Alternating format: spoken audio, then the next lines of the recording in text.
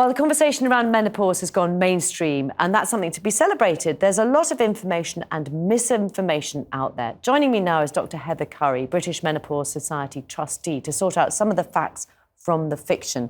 We know menopause is not one size fits all, but is there a danger, do you think, of creating a culture, perhaps of fear, for women yet to experience it?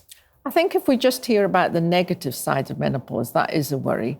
And the most important thing is that women have access to up-to-date, accurate information so they know what to look out for. Not all women will experience severe menopausal symptoms, but most women will experience something. And if they have the information to know what's happening, that puts them in a good place to know what to look out for and to seek help when required.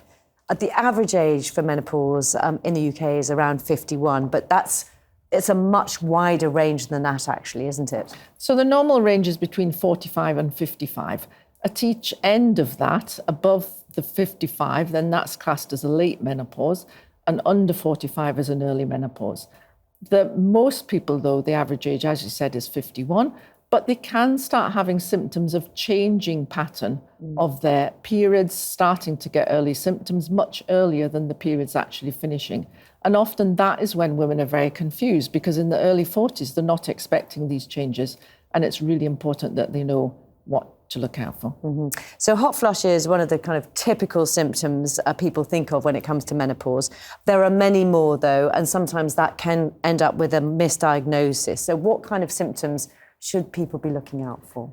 So hot flushes is the one that people are expecting. Often what they're not expecting are the mood changes. So low mood, anxiety, difficulty concentrating, brain fog that we hear more about. And often that's what's really worrying when they don't realise that's hormone related. Some women say to me, I thought I was getting early dementia, or I thought I was going crazy. Joint aches is really common, palpitations, sometimes headaches. As you said, there's a huge range. And the other important ones to look out for are later on. So women often get vaginal and bladder symptoms. This can be a few years after the periods have stopped. And so it's understandable that they might not link that with hormonal changes, but it's, again, really important to know what to look out for. Let's talk about HRT, because historically there was a concern about a possible link between HRT and breast cancer. And now many people see it as a sort of miracle cure, and there's been a huge surge in demand. Where do you stand on HRT? There is no doubt that HRT is still the most effective treatment we currently have available for controlling menopausal symptoms. And we know that many women have severe menopausal symptoms that have a huge impact on their life.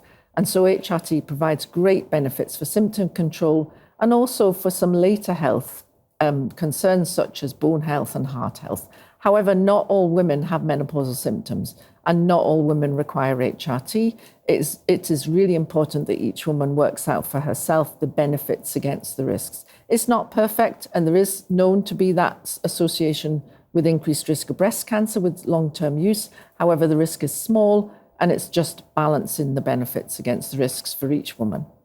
Dr. Heather Currie from the British Menopause Society, thank you. You're very welcome.